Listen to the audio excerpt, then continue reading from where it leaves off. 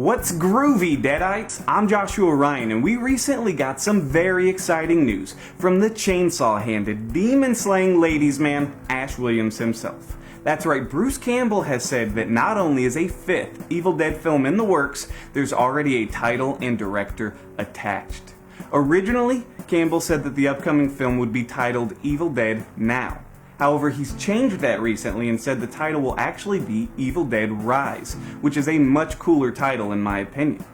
Campbell also dropped the bombshell that the upcoming film will ditch the cabin in the woods setting that the series is most commonly associated with. While director Sam Raimi and star Bruce Campbell will be returning to the series that they created nearly 40 years ago, it's going to be in a producing capacity only. Campbell told Empire magazine in a recent interview that Ash Williams will not be appearing in the upcoming film. Just like the 2013 reboot, this film will follow a new, standalone story with a female lead.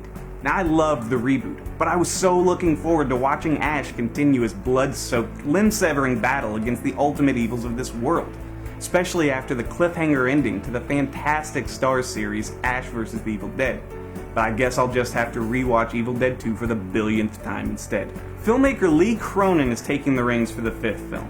Now, Cronin caught Sam Raimi's attention after writing and directing last year's critically praised horror hit A Hole in the Ground. That film follows a mother and her young boy who move into a new home and find a giant, bottomless hole in the woods behind their house. When the young boy visits the hole alone, he returns different. It was a great feature film debut and proved that this filmmaker knows his way around horror. Now, there's been talk about a new Evil Dead film for years, but Campbell's statements make it sound like the ball may be finally rolling on this one. So let's grab your boomstick and read up on the next chapter of the Necronomicon, because here's everything you need to know about the Evil Dead before seeing Evil Dead Rise, or whatever it ends up being called. Oh, and spoiler alert, obviously.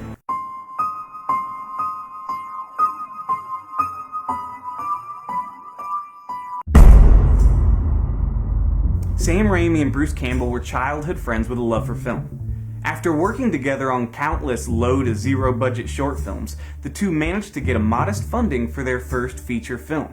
That film would of course go on to be the horror cult classic The Evil Dead. Essentially birthing the now cliched horror setting of a cabin in the woods, the film follows 5 college-age friends who go to a remote cabin and accidentally unleash a demonic presence after playing an audio recording they find in the basement of the cabin. Little tip for all you horror hounds out there, just stay out of the basement. There's never anything good down there. One by one, the teens become possessed until Bruce Campbell's Ash Williams is the lone survivor, fighting to make it through the worst night of his life. Filled with gory practical effects, the film was an instant classic and launched one of the greatest horror series the world has ever seen. The Evil Dead had a lot of fans. Among them, none other than horror icon Stephen King. Stephen King was such a big fan, in fact, that he helped get funding for a sequel, a substantially larger amount of funding than the original film. With the increased budget, Raimi and Campbell returned to the Evil Dead franchise with Evil Dead 2. Now, despite being the second film in the series, Evil Dead 2 is closer to a remake than an actual sequel. Following Ash, the lone survivor from the original film, the plot is largely the same. Just like its predecessor, we follow a group of people at an isolated cabin in the woods. And just like its predecessor, a demonic presence descends on the cabin after an audio recording of a reading of the Necronomicon, the Book of the Dead, is played. With this film, Raimi and Campbell got to recreate and expand upon what they had wanted to do with the original film years earlier. Far gorier and with a lot more comedy, Ash must once again survive a night of demons. This is the film that introduced so many iconic aspects of the series, like Ash losing his hand and gaining a chainsaw, which is a pretty fair trade when you're trying to survive a night of deadites, possessed body parts, cackling mounted deer heads, and evil trees. Evil Dead 2 is pretty much considered the king of the franchise, and for good reason. It perfectly melded the ridiculous silliness and over-the-top gore that the series is known for. After filming the original Evil Dead, Sam Raimi developed a story that saw Ash, but producers urged him to stick to a story more in line with the original, thinking, if it ain't broke, don't fix it. After Army of Darkness, the world had to wait over 20 years to see Evil Dead hit the big screen again. Sam Raimi passed the torch to director Federico Alvarez for the 2013 reboot of Evil Dead. This film takes a completely different tone than the previous films, turning the violence and the gore up to 11 and pretty much eliminating all of the silliness and humor that the previous trilogy had been known for. This is also the first Evil Dead film not to feature Ash Williams as the lead character. Instead, Evil Dead 2013 follows Mia, a drug-addicted young girl whose brother and friends take her to a remote cabin in the woods, go figure, to force her to detox and kick the habit.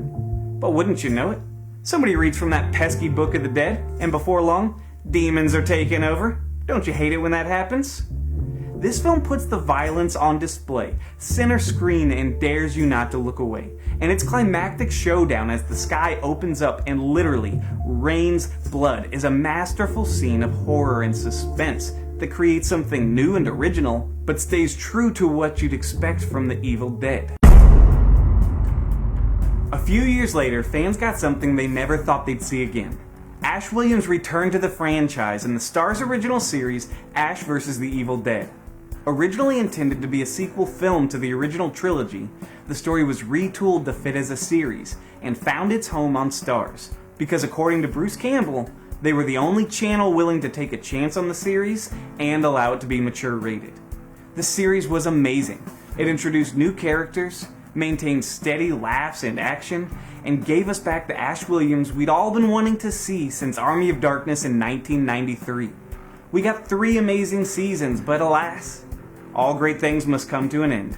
And in 2018, just like Ash did to his own possessed hand, Starz cut the series off, leaving us with one of the most painful cliffhangers in history, as the final episode of Season 3 saw Ash Williams waking up in the distant future of a post-apocalyptic wasteland. Who knows what crazy adventures awaited us in Season 4?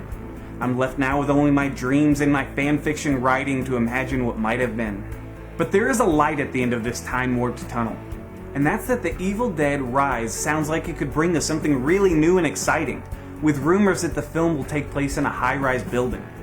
That sounds amazing, and I for one welcome the change, as long as this film stays true to what the heart and soul of the Evil Dead series is about: bodily dismemberment.